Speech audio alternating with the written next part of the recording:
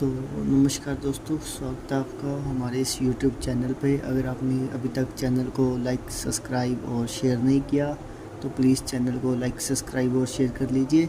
और आपको टेलीग्राम का लिंक डिस्क्रिप्शन में मिल जाएगा, तो आप वहाँ से टेलीग्राम को ज्वाइन कर लीजिए। ठीक है, टेलीग्राम में आपके लिए हम PDFs वगैरह डालते रहते हैं, तो आप वहाँ से PDF डाउनलोड कर लेना टेलीग्राम से। ठीक है दोस्तों, तो चलिए स्टार्ट करते हैं हम आज की इस वीडियो को। तो चलिए दोस्तों, आज का हमारा देखिए आपके सामने आज का हमारा एक टॉपिक है हमारा। इसमें आज के हम इस टॉपिक में पढ़ेंगे मॉनेटरी पॉलिसी। आज हमने सारी मॉनेटरी पॉलिसी कवर कर लेंगे हम अपनी। ठीक है दोस्तों, तो चलिए स्टार्ट करते हैं। आज हमारा लेक्चर नंबर 6 है। इसके पहले हमारे 5 लेक्चर हो चुके हैं।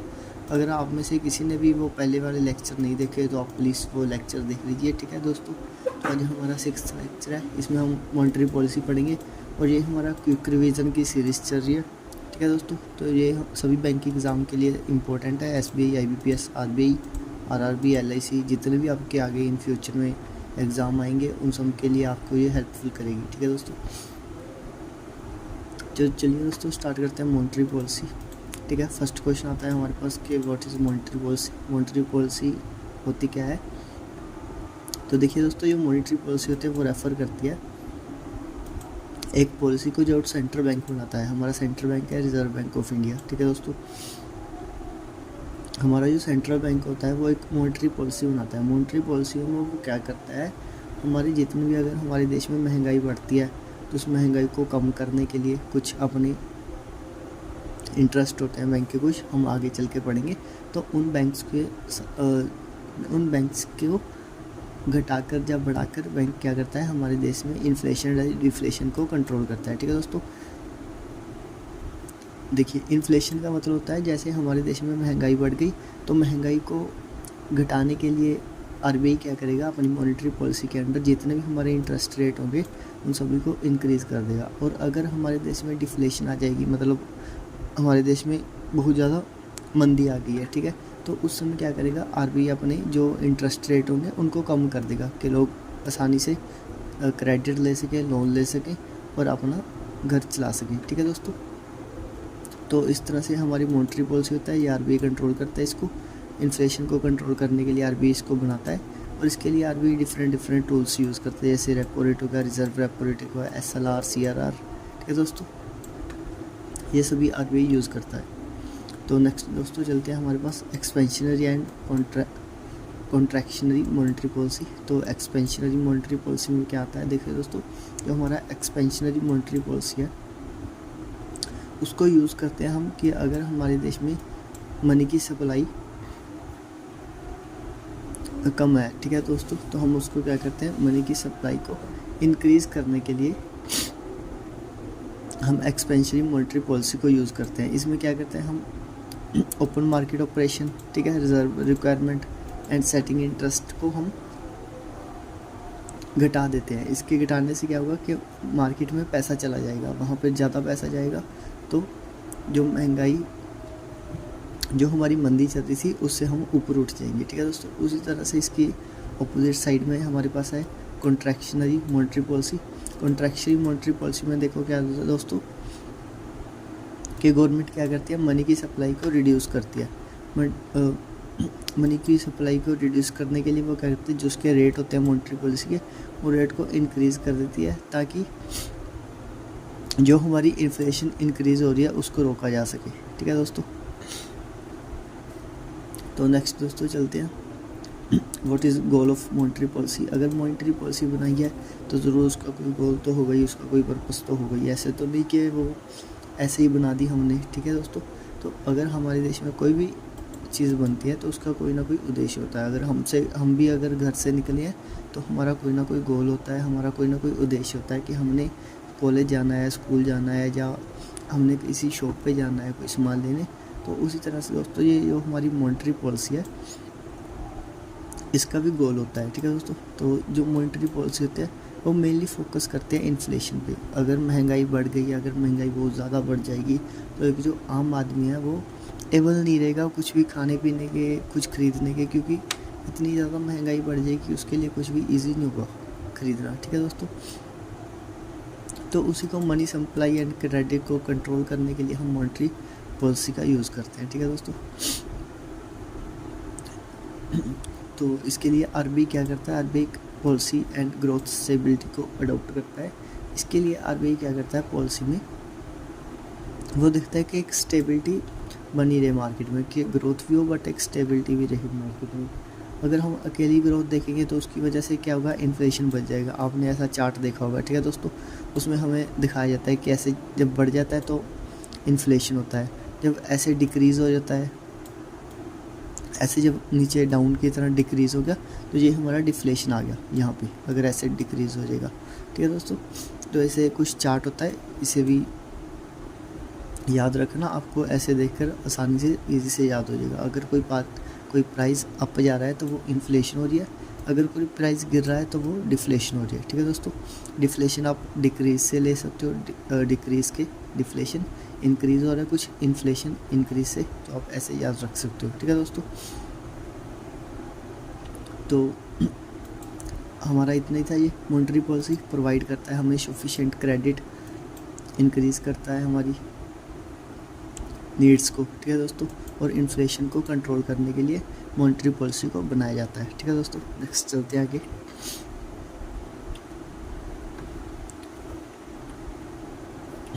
नेक्स्ट दोस्तों हमारे पास आ जाएगा यहाँ पर फ्लेक्सिबल इन्फ्लेशन टारगेट फ्रेमवर्क, कि जो हमारी मॉनेटरी पॉलिसी का फ्रेमवर्क है वो एक फ्लेक्सिबल है हमारे पास, हम उसमें कुछ भी चेंज कर सकते हैं। हम नहीं, मतलब जब वो मीटिंग होती है आरबीआई की तो उसमें आरबीआई उसमें कुछ भी चेंज कर सकता है, वो कुछ फिक्स नहीं है। उसमें आरबीआई इंटरेस्ट रेट होते हैं उनको घटा या बढ़ा सकता है अकॉर्डिंग टू मार्केट की कंडीशन से। अगर मार्केट में इन्फ्लेशन है, ठीक है, तो उसमें क्या करेगा, आरबीआई अपने इंटरेस्ट रेट को इंक्रीज़ कर देगा। देखो दोस्तों, आपको एक सिंपल सा फंडा समझाता हूँ। मैं कब से इंटरेस्ट रेट बढ़ाने गिराने की बात कर रहा हूँ, बट आपको समझ में ना आए तो उसका कोई फ़ायदा नहीं। तो एक्चुअली में दोस्तों क्या होता है, अगर देखिए आपने किसी बैंक से जाकर लोन लेना है, ठीक है दोस्तों। अगर आप किसी बैंक के पास गए लोन लेने के लिए, तो वहाँ पर अगर आप देखोगे कि उस बैंक ने आपको कह दिया कि हमारा जो इंटरेस्ट रेट है वो हमारा 10% है, ठीक है, हम 10% के ऊपर आपको लोन देंगे। तो अगर आप देखोगे तो 10% तो काफ़ी ज़्यादा है, ठीक है।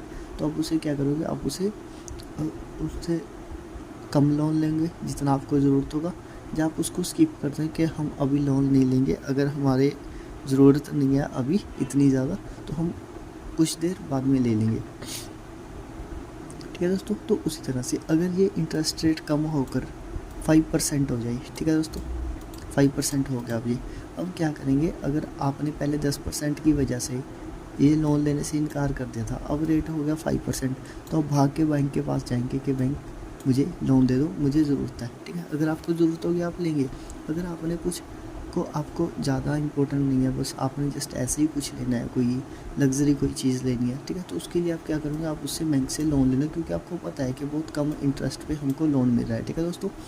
तो अगर कम इंटरेस्ट पे लोन मिलेगा तो मार्केट में पैसा ज़्यादा जाएगा, लोन ज़्यादा लेंगे, ठीक है, उसकी वजह से क्या होगा, महंगाई बढ़ेगी। अगर इंटरेस्ट रेट बढ़ा दिया जाएगा तो उसकी वजह से क्या होगा, लोग बैंक के पास लोन लेने कम से कम जाएंगे और उसकी वजह से मार्केट में पैसा कम जाएगा और महंगाई इतनी ज़्यादा नहीं बढ़ेगी, ठीक है दोस्तों। होप सो आपको क्लियर होगा। अगर नहीं हुआ तो आप कमेंट कर सकते हैं, मैं आपके क्वेश्चन का आंसर ज़रूर करूँगा, ठीक है दोस्तों। तो अब चलते हैं, यहाँ पे क्या आता है, फ्लेक्सिबल इन्फ्लेशन टारगेट फ्रेमवर्क। जैसे कि मैंने आपको बताया कि ये फ्लेक्सिबल है, हम इसके इंटरेस्ट रेट में कभी भी चेंज कर सकते हैं, ठीक है दोस्तों। नेक्स्ट हमारे पास आ जाता है कि इन्फ्लेशन जो टारगेट है उसको कौन सेट करता है। जो इन्फ्लेशन के टारगेट्स होते हैं, ठीक है दोस्तों, उनको गवर्नमेंट ऑफ इंडिया सेट करती है रिजर्व बैंक की कंसल्टेशन के द्वारा। मतलब रिजर्व बैंक के साथ मीटिंग होती है तो तब वो government of India and RBI मिलकर इन्फ्लेशन टारगेट डिसाइड करते हैं। आगे कुछ फैक्टर्स हैं कि हम कैसे पता लगता है कि जो हमने इन्फ्लेशन टारगेट लगाया वो फेल हो गया या वो सक्सेस हुआ, ठीक है दोस्तों। इसके लिए मैं आपको चलो एग्जांपल से समझाता हूँ। सपोज ये हमारी एक लाइन है, ठीक है, हमने यहाँ पर टारगेट लगाया देखिए दोस्तों, हमने ऐसा टारगेट लगा लिया, सपोज़ यहाँ पे हमारे पास 100 रुपीज़ है, ठीक है, और यहाँ पे हमने 50 रुपये का टारगेट लगाया और ये हमारे पास 0 रुपीज़ है। हमने टारगेट लगाया कि जो हमारा इन्फ्लेशन का चार्ट है, देखिए दोस्तों ऐसे जाता है ना इन्फ्लेशन का चार्ट, हमने टारगेट लगाया 50 का, ठीक है, 50 का आप देख सकते हो। अगर हमारा ये इन्फ्लेशन का चार्ट 50 को क्रॉस कर ऊपर चला जाता है तो हमारा यहाँ पे क्या होगा, फेल हो गया हमारा टारगेट, क्योंकि हमने जितनी इन्फ्लेशन को एक्सपेक्ट किया था, हमने जैसे सोचा था कि 50 से ऊपर इस बार नहीं जानी चाहिए, अगर वो 50 से ऊपर चली गई तो उस समय क्या हुआ, हमारा जो इन्फ्लेशन का टारगेट था वो फेल होगा। अगर हमारा इन्फ्लेशन का टारगेट इससे नीचे रहता है, ऐसे कभी नीचे गया कभी ऊपर, कभी नीचे कभी ऊपर, किसी भी तरह हो सकता है इसके नीचे ही चला जाए, ज़्यादा नीचे नहीं जाना चाहिए, मतलब जैसे हमने 50 का टारगेट लगाया तो वो 50 के आसपास ही रहना चाहिए, ठीक है दोस्तों। अगर ये 50 के आसपास ही रहेगा तो उससे हमें पता लगेगा कि हमारा जो टारगेट है वो हमारा सक्सेस हुआ है, ठीक है दोस्तों, हमने अचीव कर दिया हमारा टारगेट। ये आपको दोस्तों आपकी इसको हिंदी की PDF मिल जाएगी, वो आपको टेलीग्राम के ग्रुप में मिल जाएगी, तो आप वहाँ से ज्वाइन कर लीजिए। और वहाँ पर और हमारे इस यूट्यूब पर चैनल पर आपको डेली क्विज़ेस मिलती है, तो उसके लिए भी आप चैनल को सब्सक्राइब कर लीजिए और यूट्यूब चैनल को, टेलीग्राम चैनल को ज्वाइन कर लीजिए, वहाँ पर आपको क्विज़ेस और PDF फ्री में मिलेगी, ठीक है दोस्तों। तो नेक्स्ट हमारे पास आ जाता है फ्रेमवर्क, किसका फ्रेमवर्क कैसा होता है, मॉनेटरी पॉलिसी का, ठीक है दोस्तों। तो इसमें चलते हैं, हमारे पास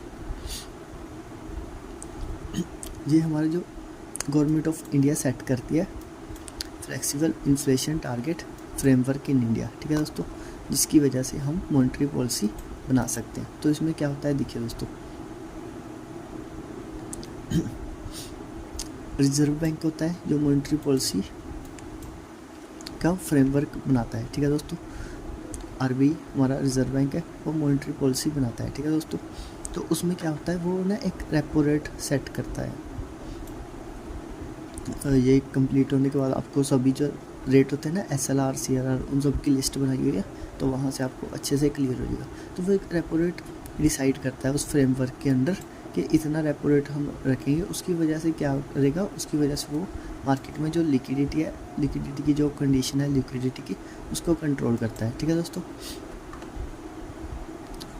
तो देखिए दोस्तों, नेक्स्ट चलते हैं, जो हमारे पास रेपो रेट होता है, अगर वो अनाउंस कर दिया एक बार, अगर गवर्नमेंट ने रेपो रेट अनाउंस कर दिया, तो उसके बाद जितनी भी एक्टिविटीज़ होगी, डे टू डे लाइफ की एक्टिविटीज़ होगी, जब वो जितनी भी और एक्टिविटी होगी फाइनेंस से रिलेटेड, तो वो सारी जितना रेपो रेट हमने अनाउंस किया है उसके अकॉर्डिंगली ही हमें बाकी एक्शन लेने पड़ेंगे, ठीक है दोस्तों।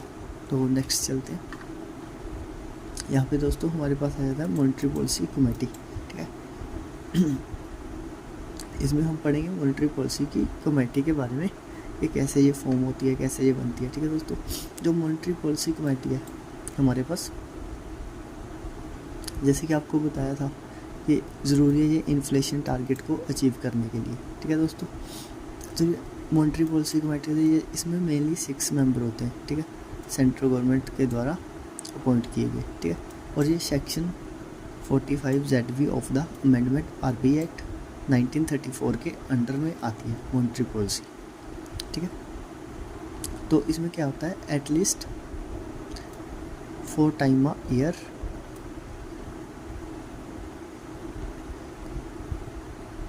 एक, इसमें जो हमारी MPC है, मॉनेटरी पॉलिसी है, वो एक साल में 4 बार तो होनी ही चाहिए मिनिमम।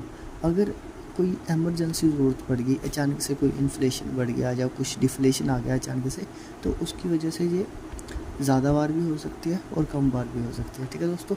कम तो नहीं होगी, क्योंकि एटलीस्ट यहाँ पे वर्ड यूज़ कर लिया, तो इसका मतलब ये है कि एटलीस्ट 4 टाइम तो एक ईयर में होनी चाहिए मॉनेटरी पॉलिसी की मीटिंग।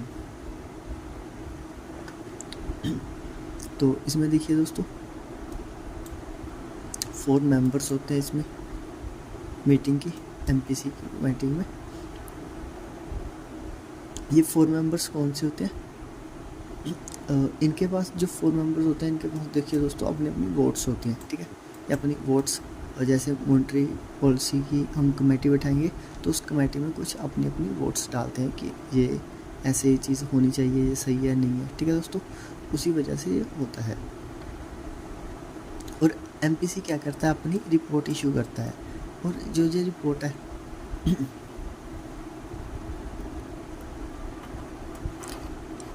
जो मीटिंग होती है, सपोज एमपीसी की कोई मीटिंग हुई, ठीक है, उसके बाद जो कंक्लूज़न निकला, वो जो कंक्लूज़न होता है वो इस रिपोर्ट में आपको शो किया जाता है।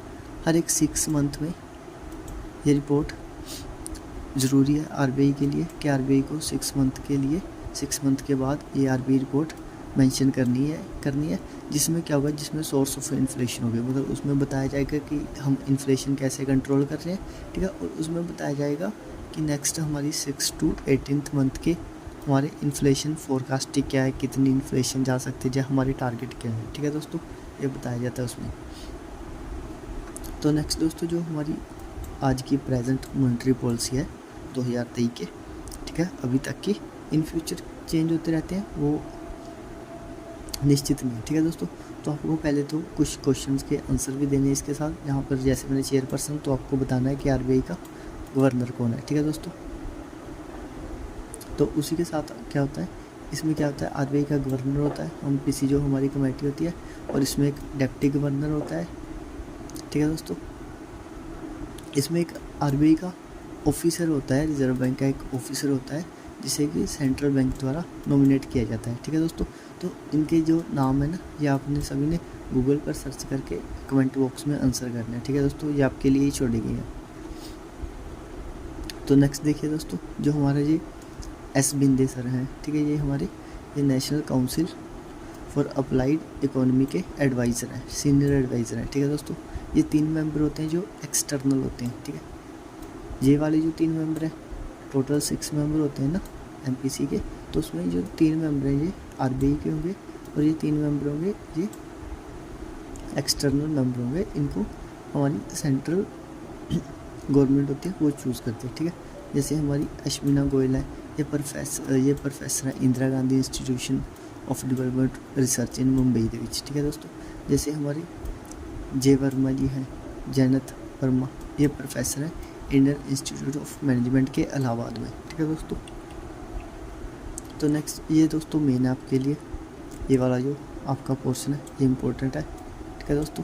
तो इसमें क्या होता है, इसमें मॉनेटरी पॉलिसी के इंस्ट्रूमेंट्स आते हैं, आपको पूछ लिया जाता है कि मॉनेटरी पॉलिसी के इंस्ट्रूमेंट्स कौन से हैं, या आपको नॉलेज होनी चाहिए, अगर कोई इंटरेस्ट रेट बढ़ रहा है या घट रहा है तो उसका क्या फ़ायदा या नुकसान है हमारे लिए, ठीक है दोस्तों। तो फर्स्ट हमारे पास आ जाता है रेपो रेट।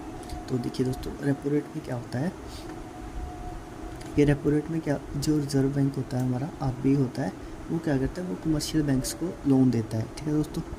रेपो रेट के एक रेट फिक्स किया जाता है, जिसके ऊपर हमारा जो रिजर्व बैंक होता है वो ओवरनाइट के लिए, देखिए दोस्तों, ओवरनाइट के लिए वो हमारे कमर्शियल बैंक्स को लोन देता है, ठीक है। अगर कोई बैंक्स को ज़रूरत, अगर कमर्शियल बैंक्स के पास कभी पैसे की कमी आ गई तो वो क्या करेंगे, वो आरबीआई के पास जाएंगे, और आरबीआई उनको ओवरनाइट के लिए रेपो रेट के इंटरेस्ट जितना भी होगा, आपको ये कमेंट करना है कि अभी करंट का हमारा रेपो रेट क्या चल रहा है, ठीक है दोस्तों। तो वो रेपो रेट इसके रिलेटेड आपको क्यूज़ भी मिलते रहेंगे यूट्यूब चैनल पर भी, और आपको टेलीग्राम पर भी मिल जाएंगे, ठीक है दोस्तों। तो एक चीज़ मैं आपको और बताना चाहता हूँ कि आज हमारा ठीक है, आज कल से हमारे नवरात्रि शुरू है, तो नवरात्रि के शुरू होने के साथ साथ हम आपके लिए एक शुरुआत कर रहे हैं। उसमें क्या होगा कि आपकी कंप्यूटर की क्लासेस भी हम स्टार्ट करेंगे, ठीक है दोस्तों। कल से आपकी कंप्यूटर की क्लासेस भी स्टार्ट होगी, उसमें आपको चैप्टर वाइज सारा कुछ समझाया जाएगा अच्छे से, ठीक है दोस्तों। तो आपने वहाँ पर भी ज़रूर आना है, क्लास को ज़रूर अटेंड करना है, ठीक है दोस्तों। नेक्स्ट हमारे पास है रिजर्व रेपो रेट।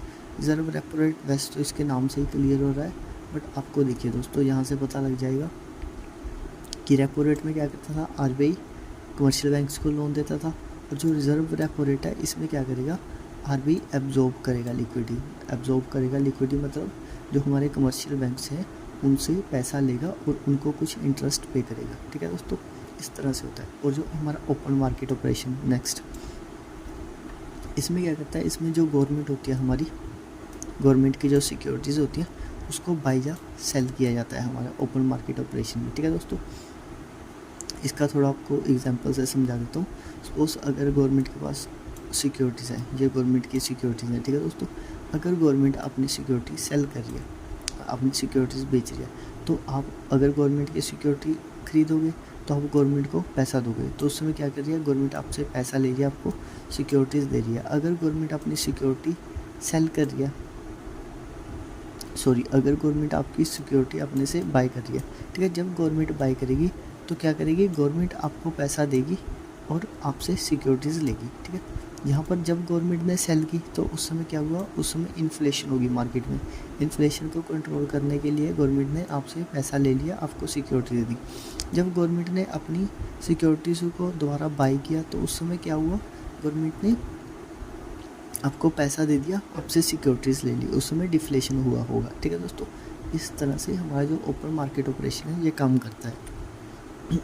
तो नेक्स्ट देखिए दोस्तों, हमारे पास है मार्जिनल स्टैंडिंग फैसिलिटी MSF। ये भी दोस्तों हमारा एक तरह का एक इंटरेस्ट टाइप ही होता है, ठीक है दोस्तों। इस पे क्या करता है, जो हमारा RBI होता है, रिजर्व बैंक ऑफ इंडिया, ठीक है दोस्तों, जो हमारा RBI होता है ये भी बैंक्स को लोन प्रोवाइड करवाता है, ठीक है दोस्तों। बट इसमें जो रेट होता है,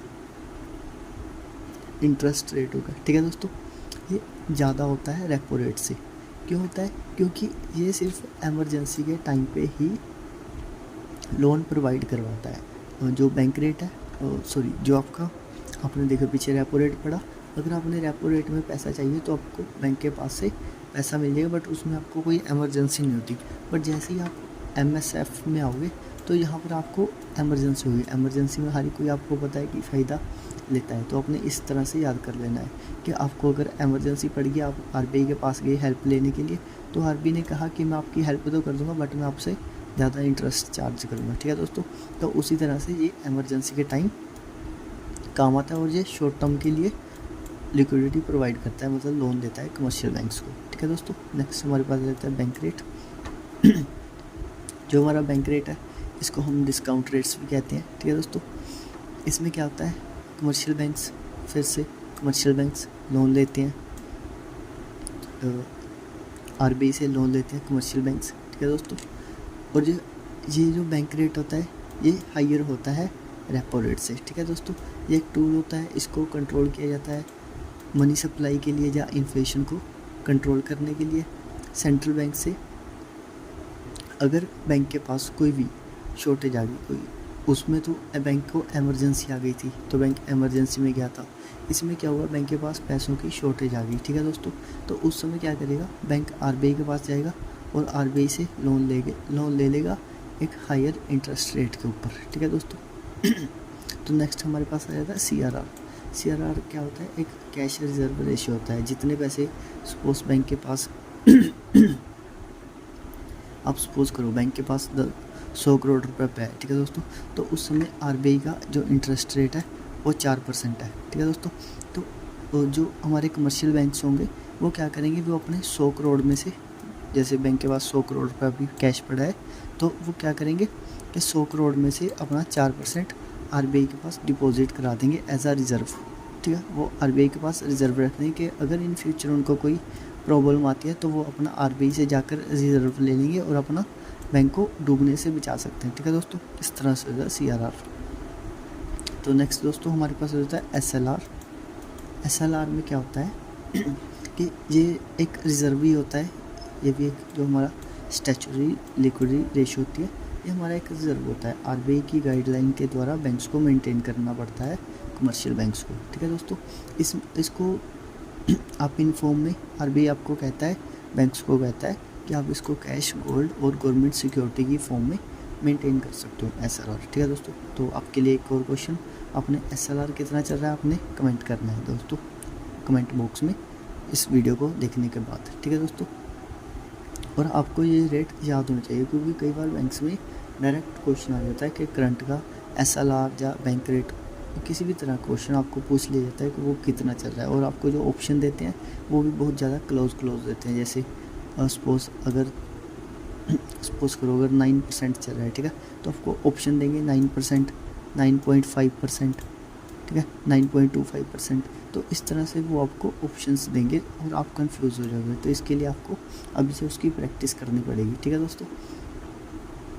तो जो SLR होता है, ये बैंक क्या करते हैं, जैसे CRR था हमारा, देखिए दोस्तों जो हमारा CRR था, ठीक है, इसको क्या करते थे बैंक RBI के पास मेंटेन करते थे। बट जो हमारा SLR है, इसको बैंक्स को RBI के पास मेंटेन नहीं करना, बट इसको बैंक को अपने पास मेंटेन करना है, मेंटेन करके रखना है, ठीक है दोस्तों। ये नहीं है कि बैंक अपने पास मेंटेन करे और RBI को शो करे कि हमारे पास है और इसमें से कुछ लोन दे दे, तो बैंक के ऊपर पेनल्टी पड़ जाती है अगर बैंक अपना। तो देखिए दोस्तों नेक्स्ट हमारे पास है मार्केट स्टेबलाइजेशन स्कीम। तो इसमें हमारे पास MSS stand for market stabilization scheme. तो ये मार्केट स्टेबलाइजेशन स्कीम होती है मॉनेटरी पॉलिसी की। इसके अंडर क्या करता है, जो हमारा सेंट्रल बैंक होता है वो मैनेज करता है एक्सेस लिक्विडिटी को, ठीक है। जितनी भी सपोज बैंक के पास अभी पैसे पड़े हैं, सपोज बैंक के पास 200 करोड़ पड़ा है, ठीक है, 200 करोड़ पड़ा है, ऐसा तो नहीं है कि वो बैंक 200 करोड़ पूरा अपना यूज़ कर रहा है, ठीक है। तो बैंक क्या करेगा, उसमें से कुछ पैसा यूज़ करेगा। तो जितना भी पैसा बैंक के पास, जैसे बैंक ने अभी 200 करोड़ में से सपोज करो आप 150 करोड़ बैंक ने यूज़ कर रहा है, ठीक है, बैंक के पास है, और 50 करोड़ बैंक के पास एक्सेस पड़ा है, 50 करोड़ है जो वो बैंक के पास एक्सेस पड़ा है। तो बैंक क्या करेगा, उस पैसे को जाकर RBI को डिपॉजिट करा देगा, और RBI क्या करेगा, उसके ऊपर उनको इंटरेस्ट रेट प्रोवाइड करवाएगा शॉर्ट टर्म के लिए, ठीक है। तो उससे क्या होगा, बैंक अपना 50 करोड़ जाके RBI को डिपॉजिट करा देंगे। उससे अगर बैंक का यहाँ पर उसके बैंक में पड़ा होगा, जैसे हमारे घर पे पैसे पड़े होते हैं, तो वो किसी काम के नहीं है, मतलब किसी काम के मतलब कि उन पे हमें कोई बेनिफिट नहीं हो रहा। अगर हम जैसे उन पैसों को जाकर बैंक में डिपॉजिट करा देंगे तो वो बैंक के काम आ जाएंगे और हमें कुछ उन पर इंटरेस्ट मिल जाएगा, ठीक है दोस्तों। इसी वजह से हम अपने पैसों को बैंक में डिपॉजिट करवाते हैं, और इसी तरह से जो एक्स्ट्रा पैसे होते हैं वो MSS के अंडर जो हमारे बैंक्स होते हैं वो RBI के पास जाकर डिपॉजिट करा देते हैं। उसकी वजह से क्या होता है, बैंक को कुछ इंटरेस्ट मिल जाता है, एक्स्ट्रा कुछ बेनिफिट हो जाता है, ठीक है दोस्तों। नेक्स्ट तो चलो ठीक है दोस्तों, आज का हमारा यही था। तो आपका वीडियो देखने के लिए बहुत बहुत थैंक यू दोस्तों, ठीक है। तो नेक्स्ट हम मिलते हैं अगली वीडियो में, अगले लेक्चर में, ठीक है दोस्तों। तो आपके लिए यही है कि आपने को जितने आज क्वेश्चन मिले आपने उनको कमेंट करना है डिस्क्रिप्शन में, और आपको कमेंट सेक्शन में जाकर उनको कमेंट कर देना, ठीक है दोस्तों। आज हमारा 6th लेक्चर था, तो आगे के लेक्चर आप देखते रहिए, अपनी नॉलेज को इंक्रीज़ करते रहिए, और आपको बैंक अच्छे एग्ज़ाम दीजिए और सिलेक्ट हो जाइए, ठीक है दोस्तों। थैंक यू, फिर मिलते हैं नेक्स्ट वीडियो में।